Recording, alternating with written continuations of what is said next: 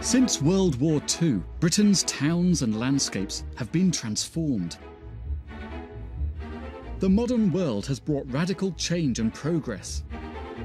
It has also threatened to destroy historic buildings, countryside, and centuries-old ways of life. People have fought back to save their heritage.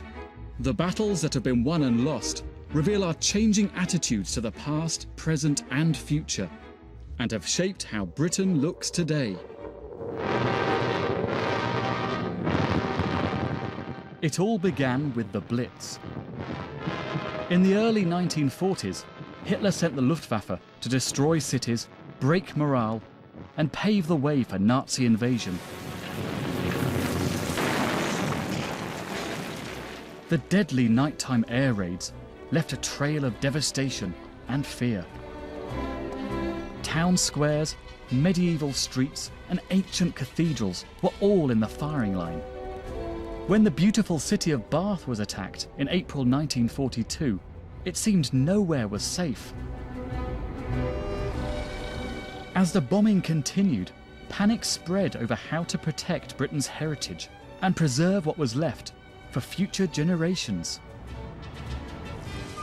Out of this crisis came the energy and desire to save all of Britain's most important buildings. Choices would have to be made. What to hold on to, what to let go. But would these decisions be enough to save Bath, Britain's most precious city?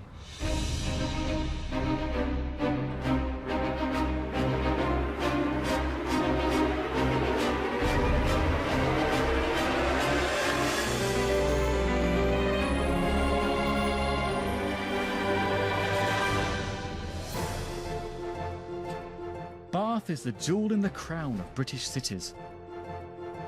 It was built during a golden age for British architecture.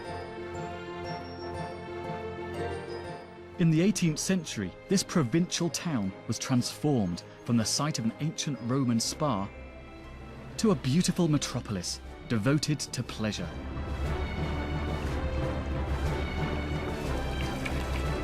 It became the place to see and be seen. The world of Jane Austen's novels was born here. Bath's architectural renaissance began with the buildings designed by John Wood. His ambition was nothing less than to revive the splendour of ancient Roman cities. Queen Square was made up of terraces that looked like palaces. The circus, a forum for games. And after his death in 1754, John Wood's son put on the finishing touch, the Royal Crescent. What John Wood began, other architects continued, creating a city of unmatched glory, order and scale. What makes Bath so special is that it was built in a little over 100 years in one architectural style and using the same honey-coloured stone. It's this unity and harmony that makes it one of the most beautiful cities in the world. To the Georgians, it was a beauty that served society. Everyone and everything had its place. While the residents of the Royal Crescent enjoyed a sense of privilege and grandeur, out of view were the humbler buildings. Homes of the tailors and merchants, craftsmen and carpenters. In Bath, the English class system was set in stone. Until the 20th century, it remained one of the most complete historic cities in Britain. And while Bath today may seem like the perfect architectural gem, these buildings hide a surprising tale of destruction. The Luftwaffe's bombing raids over Bath in April 1942 had wrecked 19,000 buildings and left over 300 completely destroyed. Houses in Queen Square were flattened.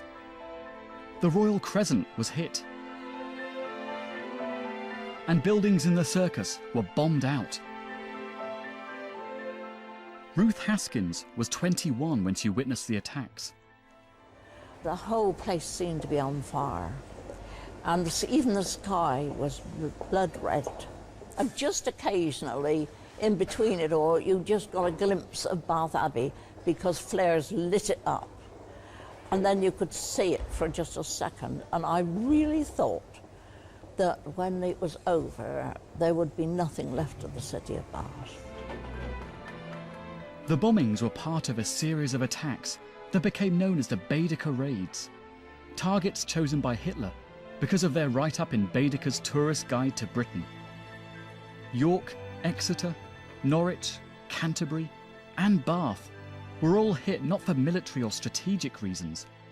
They were bombed because they were beautiful. Baedeker describes Bath as unrivaled among provincial English towns for its combination of archaeological, historic, scenic and social interest. Now, Hitler, of all leaders, knew about the power of architecture to inspire or demoralise a nation. After all, architecture was central to his plans to rebuild Germany. He must have looked at this and thought, destroy this gem and I'll destroy a whole nation's spirit. The King and Queen have come to see how Bath now takes its place in Hitler's plan of war.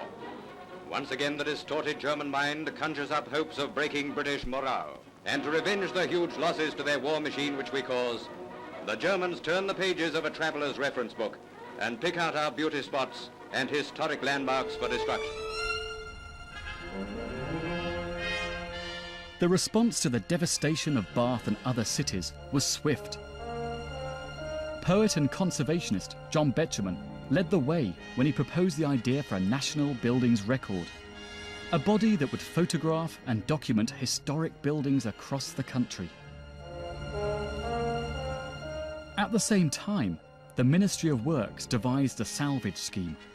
In every bombed-out city, they appointed architects to make lists of buildings that needed urgent repair. The destruction also triggered a radical and long-term plan for the future.